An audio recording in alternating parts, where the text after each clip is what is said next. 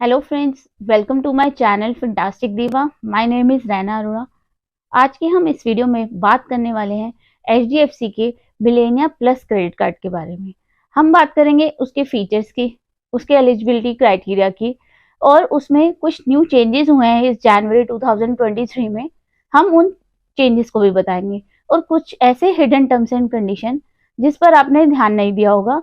तो आइए चलिए मेरे साथ इस वीडियो में बने रहें, और अगर आप मेरे चैनल पर न्यू हैं तो इसे सब्सक्राइब करना ना भूलें।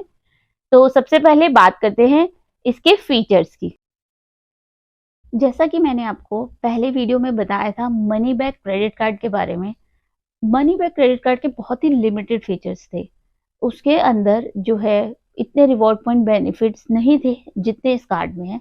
ये आप कह सकते हो उसका एक एनहांस वर्जन जैसे है, इसीलिए शायद इसका नाम जो है मनी बैक प्लस रखा गया है।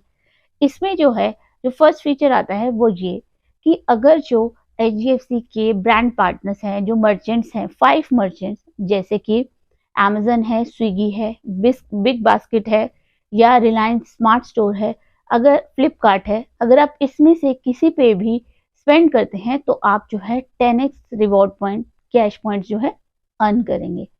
Means 20 cash points on spend of ₹150। और पर इसके ऊपर कैपिंग दी हुई है कि आप एक कैलेंडर मंथ में इस कैटेगरी में 2500 ही कैश पॉइंट्स अर्न कर सकते हैं।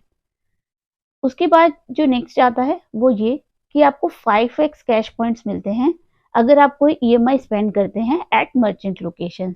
जो डिफाइंड मर्चेंट्स हैं, अगर आप उसी पे ईएमआई स्पेंड करते हैं तो आपको जो है 5x पॉइंट मिलेंगे। Means 10 cash points on spend of ₹150।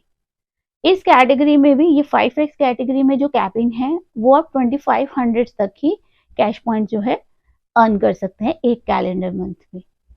उसके बाद जो आता है, अगर आप और कहीं भी स्पेंड करते हैं किसी भी मर्चेंट के ऊपर एक्सेप्ट दीज 5, या आप कोई भी ऑफलाइन ट्रांजेक्शन करते हैं तो आपको 2 कैश पॉइंट्स तो मिलेंगे ही एट ऑन स्पेंड ऑफ ₹150।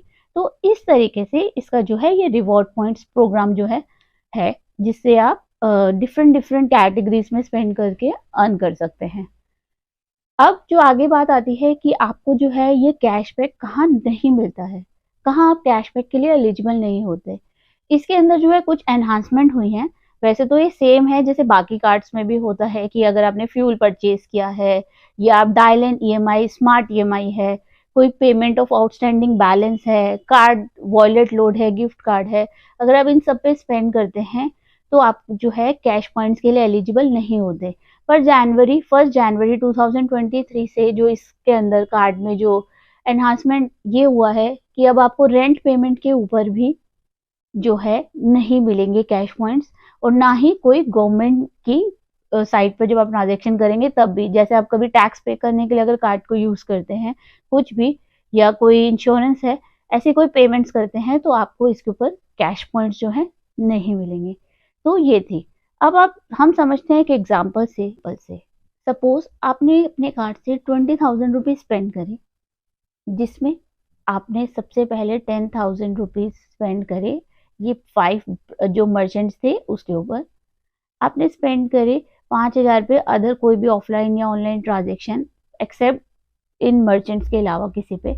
आपने 3,000 रुपीज स्पेंड करे ईएमआई स्पेंड पे एट मर्चेंट लोकेशन में 5x कैटेगरी में, तो आपको मिलते हैं आपने स्पेंड करे जो है 3,000 रुपीज, और आपने 2,000 का फ्यूल परचेज कर लिया। तो जो आपको टोटल अमाउंट एलिजिबल होता है कैश पॉइंट्स के लिए वो है 10,000 प्लस अदर स्पेंड्स का 5,000 प्लस 3,000 ईएमआई परचेज का, तो टोटल 18,000 पे आपको कैश पॉइंट्स मिलेंगे, क्योंकि फ्यूल स्पेंड पे कैश पॉइंट्स नहीं मिलते। अब अगर हम बात करें 10x कैटेगरी में जो अपने 10,000 रुपीज स्पेंड करे थे उस पर मिलेंगे 1320 के कैश पॉइंट्स।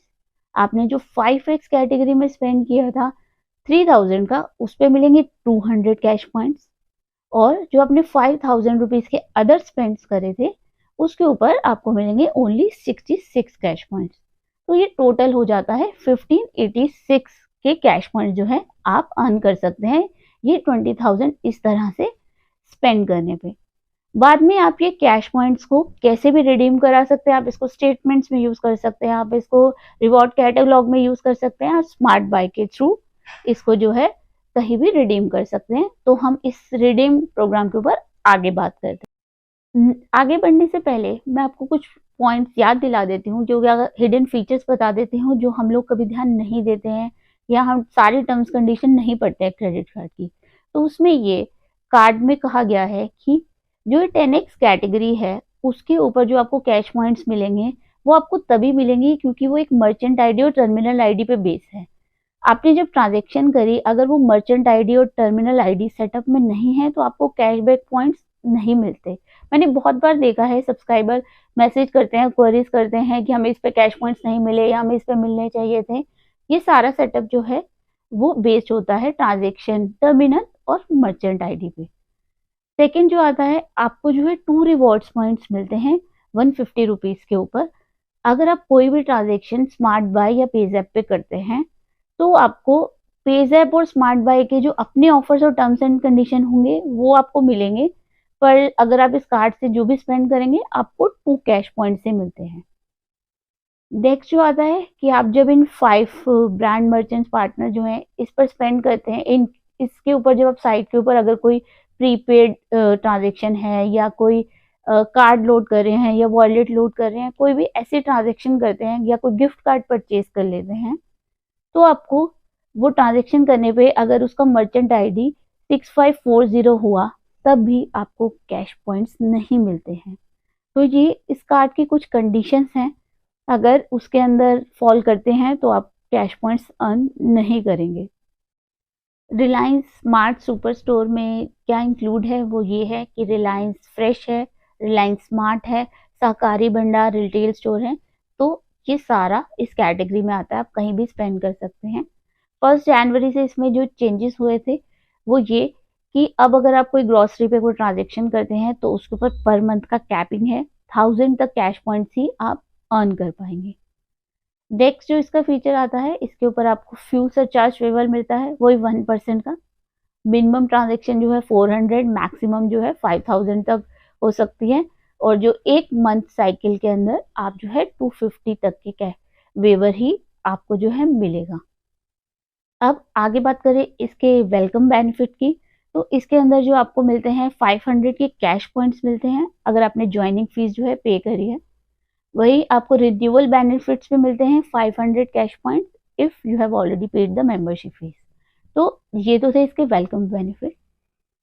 हम आगे बात करते हैं इसके माइलस्टोन बेनिफिट की, जैसा जो HDFC अपने अदर प्रोग्राम्स में भी देता है कि अगर आप क्वार्टर में 50,000 रुपीज स्पेंड कर लेते हैं इस कार्ड में तो आप इस माइलस्टोन बेनिफिट्स को, इस प्रोग्राम को अचीव कर लेते हैं।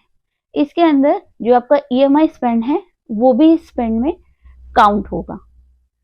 तो अगर आप एलिजिबल हो जाते हैं, आपके पास एक मैसेज आता है कि आपको 60 डेज के अंदर वाउचर जो है सिलेक्ट करने होते हैं। तो उसके बाद आप HDFC A स्क्रीन पर आप देख सकते हैं, उसके ऊपर स्विगी, अमेजन, आपको जो भी वाउचर चाहिए, आपको 500 तक का वाउचर मिलेगा, आप उसको ले सकते हैं। आपको मैसेज सेंड करना होगा, पर ये आपको 60 डेज में ही कंफर्म करना है बैंक को। तो ये तो था इसका सारा माइलस्टोन प्रोग्राम। हम आगे बात करते हैं इसके कैश पॉइंट रिडम्पशन की। यहाँ पर इस कार्ड में एक कैश पॉइंट की वैल्यू है 0.25। उसे आप अपने चाहे तो स्टेटमेंट बैलेंस में भी एडजस्ट करा सकते हैं, बट मिनिमम जो है आप जो कैश पॉइंट्स आपको स्टेटमेंट में एडजस्ट कराने के लिए या तो 2000 कैश पॉइंट्स चाहिए या वो इक्विवेलेंट टू 500 रुपीज होने चाहिए। इस तरीके की इसके ऊपर कंडीशन है। आप अपने कैश पॉइंट्स को होटल और फ्लाइट बुकिंग के लिए भी यूज कर सकते हैं, वहां पर भी एक कैश पॉइंट्स की वैल्यू जो है 0.25 ही है। आप उसको कहीं पर भी, आप चाहे स्टेटमेंट में एडजस्ट कराएं, चाहे आप यहाँ करवाएं, या आप चाहें तो इसको रिवॉर्ड कैटलॉग में या स्मार्ट बाय के ऊपर जो है यूज करके भी रिडीम कर सकते हैं। और जो इसके ऊपर कंडीशन है, जो आप होटल और अगर फ्लाइट बुकिंग के लिए इसको यूज करते हैं तो आप अपनी बुकिंग वैल्यू के 50% तक ही इसको एडजस्ट करा पाएंगे, रेस्ट आपको पे करना होगा। अभी 1 जनवरी से इसके अंदर एक और कंडीशन ऐड हो गई है 1 जनवरी 2023 से कि अगर आप होटल या फ्लाइट बुकिंग करते हैं, अगर आप अपने ट्रैवल के लिए कैश पॉइंट्स यूज कर रहे हैं, तो इसके ऊपर पर मंथ का 50,000 का कैप लग गया है। 50,000 कैश पॉइंट्स का आप उतने ही रिडीम करा सकते हैं। और जो इसका नेक्स्ट जो चेंजेस हुए हैं 1 जनवरी से, वो ये कि अगर आप कोई प्रोडक्ट या कोई वाउचर वैल्यू जो है करते हैं, इसको यूज करते हैं, तो उसका 70% ही एडजस्ट होगा, रेस्ट आपको अमाउंट जो है अपने क्रेडिट कार्ड से पे करना होगा। तो ये तो थे जो इसके अभी जनवरी में जो चेंजेस हुए थे। अब हम ये बात करें कि इसका जो कैश पॉइंट्स रिडम्पशन है, तो आप देख सकते हैं कि ये कोई बहुत बेनिफिशियल सा नहीं है। 150 के ऊपर आपको 2 ही जो है कैश पॉइंट्स मिल रहे हैं। अगर आप 500 कैश पॉइंट्स आपके पास होंगे भी, तब भी आप जो है मैक्सिमम 120 रुपीज तक ही इसके ऊपर अर्न कर पाएंगे, 120 122।